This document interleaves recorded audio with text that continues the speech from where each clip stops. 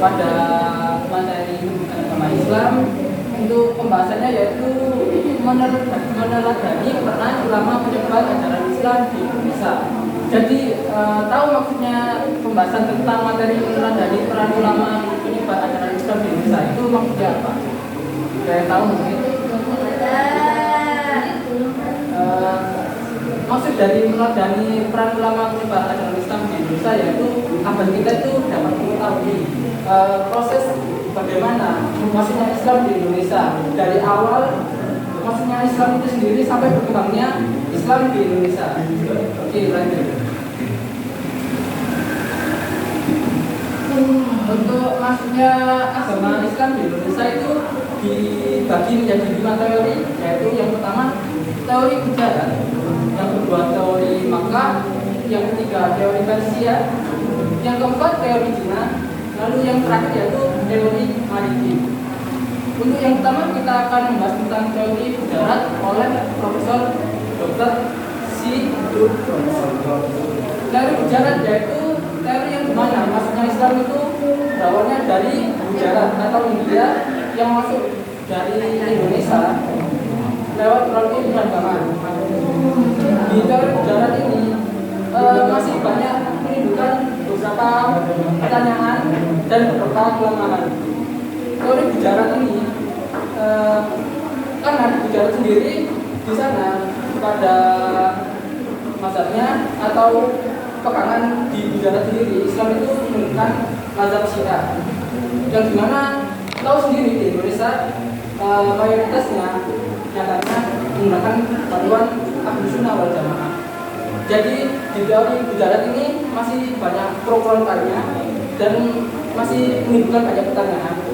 Jadi untuk teori Bujarat ini mungkin kita skip dulu, langsung ke teori Makkah yang dimana oleh Profesor Buya Hamka. Untuk teori Makkah sendiri itu ya sama. Pada dasarnya Islam itu masuk pada dasarnya pada jalur perdagangan yang dilalui oleh negara India, Arab, lalu Cina, Persia, lalu maritim. Untuk teori Makkah ini dikatakan bahwa pertama kali Islam masuk dari Makkah melalui jalur perdagangan menurut Dr. Buya Hamka.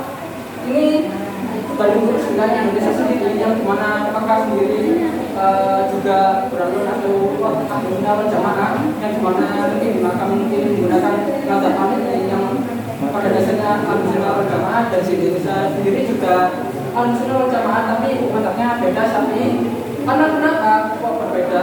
Pada dasarnya di Indonesia mungkin pada keadaannya kan berbeda, di Arab sendiri sama di Indonesia beda. Kayak seperti di Arab sendiri di mana Arab lebih di wilayahnya itu lebih banyak padang pasir, dan sedangkan di Indonesia itu tidak begitu panas dan tidak terlalu banyak padang pasir seperti di Arab. Di Indonesia sendiri masih mudah dalam mencari air.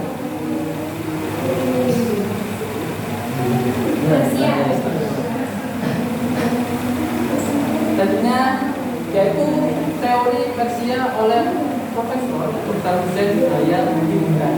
Di teori Persia sendiri juga sama seperti di teori Bujarat, masih banyak pro kontra, masih banyak pertanyaan di dalamnya, dan masih banyak kelemahan di dalam teorinya. Di teori Persia juga di mana di negara Persia sendiri juga sama kayak di Bujarat menggunakan mazhab Syiah, sehingga kayak ketika kita cocok logikan dengan Indonesia sendiri yang dimana di Indonesia sendiri mayoritasnya Ahlus Sunnah wal Jamaah, dan sedangkan di Persia itu menggunakan mazhab Syiah, berbanding terbalik dengan di Indonesia. Maka itu yang menjadikan pro kontra di teori Persia, sama seperti di teori Bujarat tadi. Jadi untuk teori Persia mungkin kurang tepat dan masih banyak yang bingung mungkin ketika kita menggunakan teori Persia lalu dibanding luruskan dengan Indonesia sendiri, mungkin masih bingung kita ketika menggunakan teori Persia. Tentunya yaitu teori Cina oleh Profesor Dr. Slamet Mujana. Kalau di teori Cina sendiri ada dua kemungkinan, yaitu jalur perdagangan dan jalur perkawinan.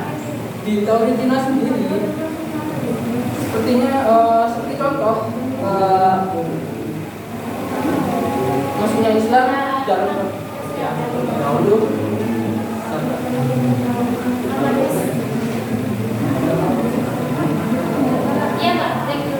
Ya, Abdan.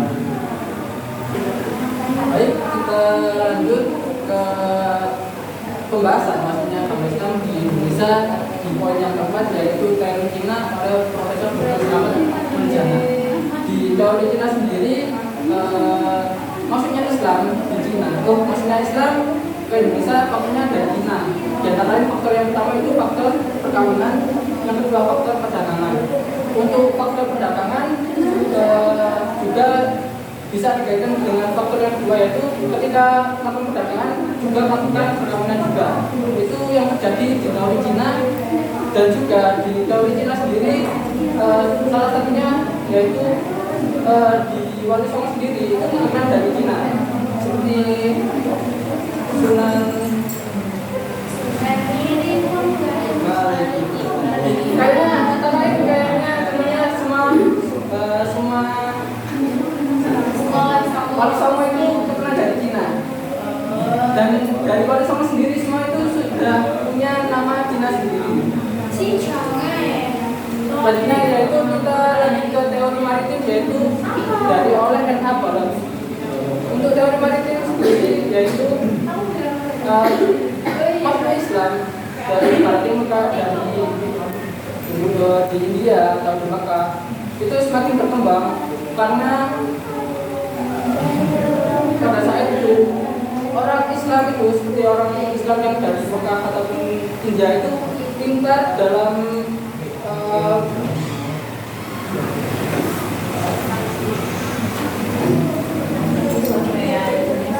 berpolitik di dalam menyebarkan agama Islam. Dan di teori maritim sendiri itu faktornya yaitu seperti tadi faktor politik, dan di saat itu Islam pun semakin berkembang pada saat teori maritim.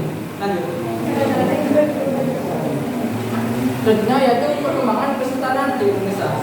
Perkembangan kesultanan di Indonesia itu awalnya itu kan di Indonesia itu banyak kerajaan-kerajaan Hindu pada masanya, dan kerajaan-kerajaan Hindu itu yang ada di Indonesia mulai dimasuki oleh faktor tadi kayak teori Maka atau teori Cina dan lain-lain, sehingga pada saat kerajaan-kerajaan di Indonesia itu yang Hindu mulai memeluk Islam karena adanya pendekatan tersebut. Dan pada saat itu mungkin mereka tertarik dengan Islam sehingga banyak raja-raja Hindu pada masa itu di Indonesia banyak yang memeluk Islam. Dan akhirnya Islam pun berkembang pada masa itu. Yang awalnya mungkin pada masa Hindu kerajaan, sehingga setelah masuknya Islam maka menjadi kesultanan. Contohnya juga seperti Kesultanan Demak. Lanjut.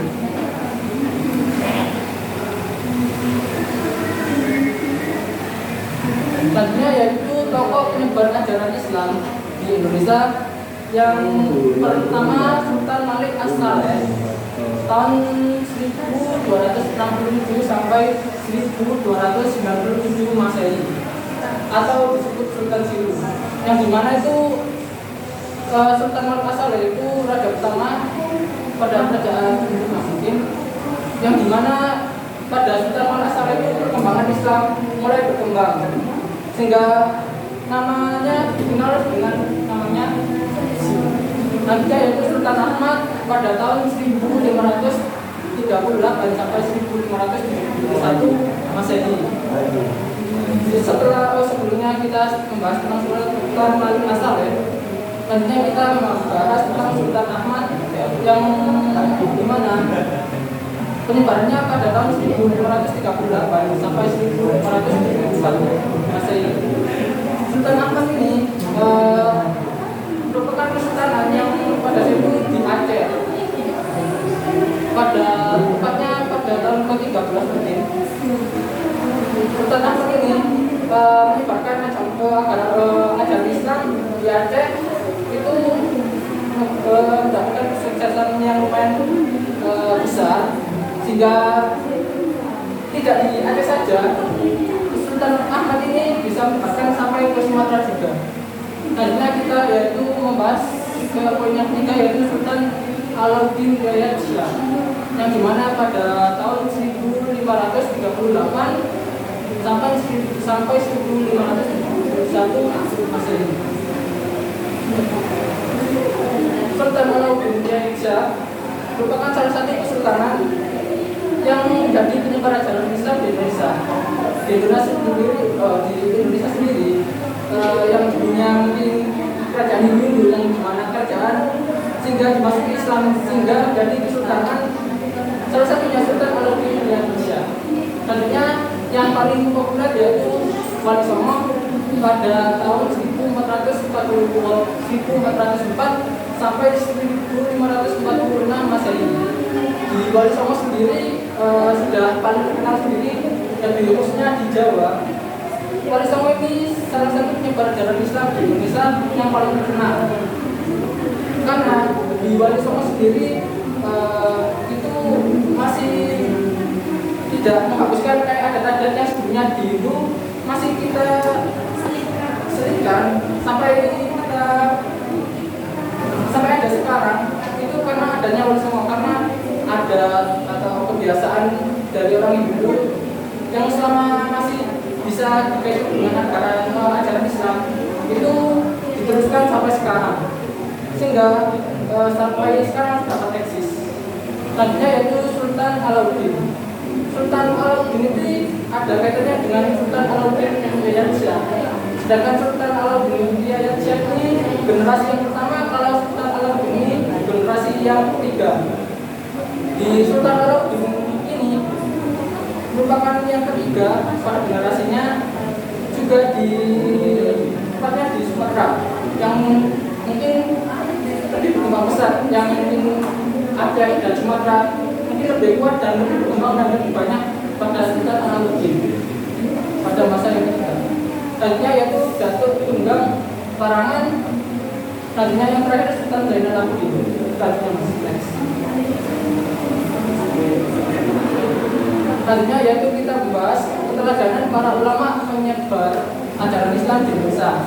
Yang pertama yaitu hidup sederhana.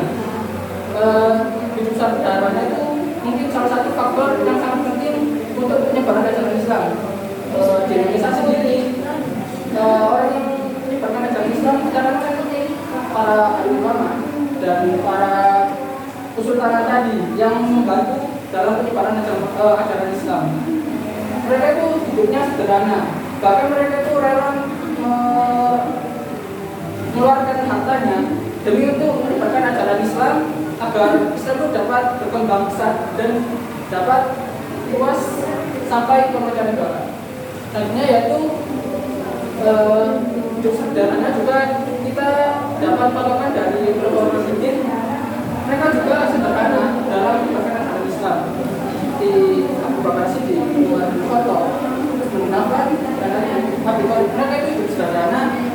Mereka itu tidak suka mengumpulkan harta dan tidak suka berfoya-foya. Mereka itu lebih mementingkan itu hartanya diserahkan kepada Islam saja agar Islam dapat berkembang dan luas. Selanjutnya yaitu gigih dan berjuang. Di poin gigih dan berjuang ini kita mungkin dapatkan sebuah nilai-nilai mungkin dalam memperjuangkan ajaran Islam itu kita harus gigih dan berjuang. Maksudnya gigih itu bagaimana? Kita itu harus istiqomah dan terus berjuang. Meskipun kita mungkin tidak mendapatkan respon yang baik, kita itu harus tetap berjuang dan istiqomah tanpa henti. Itu mungkin kunci dalam kesuksesan dari penyebaran ajaran Islam di Indonesia. Selanjutnya yaitu menguasai ilmu agama secara luas dan mendalam. Sebelum para ulama tadi menyebarkan ajaran Islam ke Indonesia, mereka itu membutuhkan waktu yang lama untuk mempelajari agama Islam. Dan guru ajaran Islam para ulama tadi itu tidak sembarang guru. Mereka itu berguru pada orang yang pada akhirnya nasabnya itu lurus berbanding lurus kepada Rasulullah, tidak asal memilih guru. Sehingga ketika beliau itu turun ke Indonesia atau menyebarkan ajaran Islam ke Indonesia itu mereka itu dapat menyampaikan dengan baik, dengan maksimal, sehingga itu tidak ada pertanyaan lagi pada orang-orang yang non-Islam. Tentunya yaitu produktif berkarya. Contoh dari produktif berkarya sendiri yaitu pada zaman dahulu para alim ulama itu membuat karya sebuah kitab-kitab yang mungkin banyak sekali, mungkin tidak dapat saya sampaikan satu-satu, yang dimana kitab-kitab tersebut bisa bermanfaat dan itu sampai sekarang itu masih ada dan itu dapat dimanfaatkan agar dapat menambahkan akidah kita tentang Islam. Tadinya yaitu sabar. Dalam menyebarkan ajaran Islam itu kita itu perlu sabar dan kita itu tidak boleh mudah menyerah. Mungkin berkaitan dengan poin yang kedua yaitu di dalam rumah, kita itu juga harus sabar juga. Ada kalanya kita itu menghadapi sebuah umat itu kita harus sabar, kita harus telaten juga. Maka itu poin yang penting untuk dalam menyampaikan ajaran Islam. Tentunya itu menghargai perbedaan. Di dalam menghargai perbedaan itu mungkin contohnya seperti pada zaman dulu sulit juga kita mengajarkan kepada orang-orang Hindu, orang-orang yang beragama untuk menggunakan agama lain itu sebuah yang tidak mudah. Maka dari itu kita itu harus menghargai perbedaan. Contohnya itu kita itu toleransi dan seperti yang poin yang sebelumnya mungkin dibahas, kita itu masih menetapkan kayak adat-adat istiadat yang sebelumnya terus dikaitkan dengan agama Islam. Maka dari itu mungkin cara agar dapat menarik simpati dari orang yang non Islam dapat mau belajar agama Islam dengan lebih menarik. Jadinya yaitu berdakwah secara damai. Dalam berdakwah secara damai itu kita itu intinya tidak boleh memaksakan kehendak terhadap orang lain. Ketika ada orang yang tidak seagama dengan kita atau non-Islam, kita itu tidak boleh memaksakan. Dalam berdakwah secara damai, kita itu dengan cara mengajak dengan yang baik-baik, sehingga mungkin dengan itu dapat menarik simpati oleh orang yang non-Islam tadi.